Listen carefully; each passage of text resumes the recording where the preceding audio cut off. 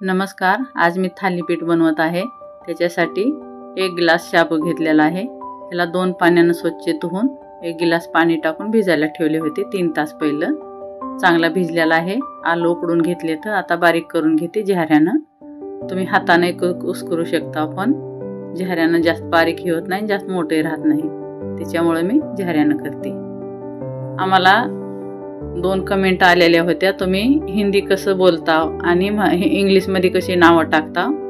तर माझ्या पोरवाला मराठी लिहिता येत नाही आणि बोलता चांगले येत नाही, बोलतात असं माझ्यासारखं गावठी, त्याच्यामुळे ही इंग्लिश मध्ये नाव टाकतात आणि मला बोलायला थोडं असं गावठी बोलते, त्याच्यामुळे मी काही व्हिडिओ मध्ये हिंदी बोललेला आहे मी, मग त्याच्यामुळे थोडासा आम्हाला प्रॉब्लेम होतो। हे आलं, कोथिंबीर आणि हिरवी मिरची टाकून घेतलेली आहे, शेंदा नमक आणि हे कढीपत्ता बारीक कापून घेतलेला आहे।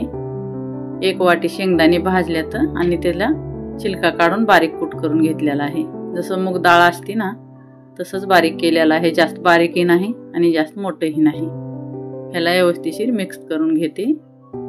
आपल्याला पिठासारखं तिंबायचं नाही, ह्याला थोडंसं हलक्या हातानेच मिक्स करून घ्यायचं आहे। मिक्स झाल्याच्या नंतर थोडासा अर्धा लिंबाचा रस टाकलेला आहे, ह्यालाही मिक्स करून घेते। मिक्स करून घेऊन हे झालेलं आहे। आता आपलं थालीपीठ तयार। पॉलिथिनला एका तेल लावून घेतलेलं आहे मी, आपणाला काढायला सोपं जातं म्हणून। जसं तुमच्या आवडीप्रमाणे जाड किंवा पातळ करू शकता। मी थोडंसं पातळ थालीपीठ करते, लवकर शेकायला सोपं जातं म्हणून। असे पॉलिथिनवर पातळ थापटायला येतं म्हणून मी पॉलिथिनवर थापटते, तुम्ही तव्यावरही करू शकता। असे गोल गगरीत आपले थालीपीठ बनवून त्याला मधून 1 किंवा 4 छिद्र करून घेणार आहे मी। आपल्याला तूप सोडायला ह्याच्यात आतपर्यंत जातं। साईडला तवा गरम करायला ठेवलेला आहे, तवा गरम झालेला आहे। हे असे 4 छिद्र करून घेतलेले आहेत मी। आता मी थोडंसं तेल किंवा तूप लावून घ्यायचं तव्याला आणि आपलं थालीपीठ टाकून घेऊया। हे बघा, थालीपीठ टाकून घेते मी आता।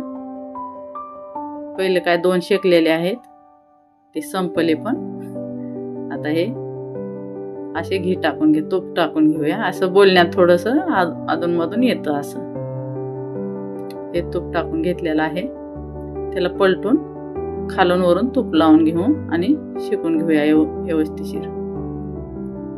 खमंग शेकायला पाहिजे, त्याच्यामुळं असं फिरवू तुम्ही तव्याने पलटू शकता, ह्यानं उलटण्यानं, आणि तवाही असं उचलून फिरवू शकता। झालेलं आहे आपले थालीपीठ। आता हे टारफ्रूट आहे, उपासाला टारफ्रूट तुम्ही खाऊ शकता।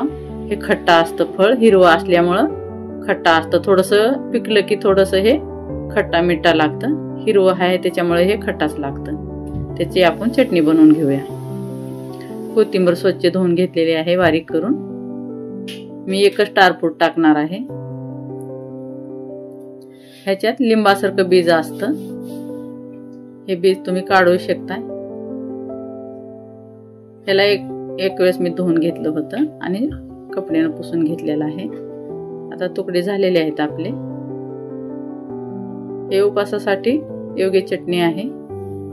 तुमच्याकडे जर टारफ्रूट असलं, कुठं बाजारात हे मिळत असलं तरीही आणून तुम्ही चटणी बनवू शकता, जर खात असलं तर उपासाला। थोडे 4 पानं पुदिन्याचे टाकल्यात, 1 इंच आलं बारीक करून टाकलेलं आहे, 4 बारीक मिरच्या टाकलेल्या आहेत आणि हे अर्धा चम्मच जिरे आहेत।